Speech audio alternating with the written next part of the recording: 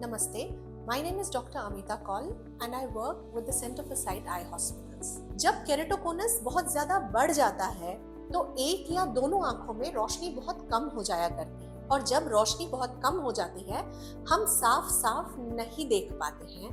तब मरीज हमारे पास आते हैं और पूछते हैं कि केरेटोकोनस का क्या इलाज किया जा सकता है। जब हम केरेटोकोनस के ट्रीटमेंट की बात करते हैं तो 3 तरह के स्टेजेस से केरेटोकोनस गुजरता है। यदि आपका केरेटोकोनस बहुत अर्ली स्टेज पे या बहुत स्टेबल है तो एक कंजर्वेटिव मैनेजमेंट किया जा सकता है।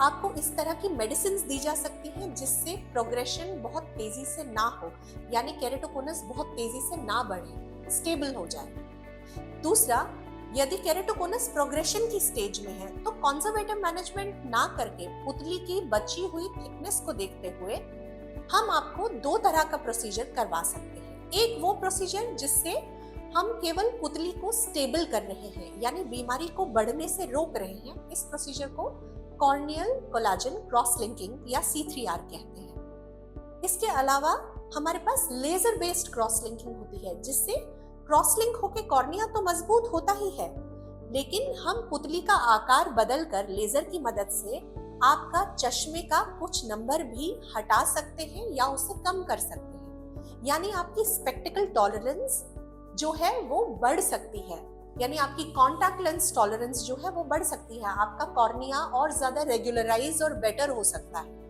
जिससे आपको अल्टीमेटली विजुअल बेनिफिट भी मिल सकता है। तीसरे तरह के प्रोसीजर वो होते हैं जो हम तब करते हैं जब केरेटोकोनस काफी ज्यादा बढ़ गया है और पुतली की मिनिमम थिकनेस भी नहीं है। तब हम कॉर्निया में एडिटिव प्रोसीजर्स करते हैं, जैसे इंटैक्स या केयर्स, रिंग सेगमेंट्स। हम कॉर्निया के अंदर और टिश्यू डाल देते हैं जिससे कॉर्निया और मजबूत हो जाए। आखिरी तरह के प्रोसीजर्स वो होते हैं जब कॉर्निया बहुत ही कमजोर हो जाता है। तब हमारे पास भी पुतली बदलने के अलावा कोई और तरीका नहीं रहता। वैसे में यदि आपकी पुतली बहुत ज्यादा कमजोर नहीं हुई है तो डीप एंटीरियर लैमेलर केरेटोप्लास्टी, यानी कि कॉर्निया की पुतली की सिर्फ अगला वाला हिस्सा जो है वो बदला जाता है।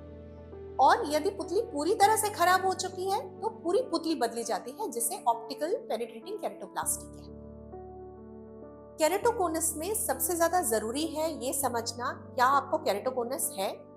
यदि आप कम उम्र के हैं और आपका चश्मे का नंबर स्टेबल नहीं हो रहा है और आपको एलर्जी की शिकायत है, या आपकी फैमिली में आपके किसी भाई या बहन को केरेटोकोनस की शिकायत ऑलरेडी है, तो आपको अपनी आंखों का जांच जरूर करवाना चाहिए। केरेटोकोनस कोई ऐसी बीमारी नहीं है जिसे हम कंट्रोल न कर सके, परंतु एक सर्टेन स्टेज से हो जाने के बाद केरेटोकोनस में सिवाय सर्जरी के हमारे पास भी कोई ऑप्शंस नहीं रह जाते हैं। इसीलिए चश्मा पहनने वाले और एलर्जी वाले सब पेशेंट्स के लिए बहुत जरूरी है कि रेगुलरली अपना ऑप्थेल्मिक चेकअप कराते रहें।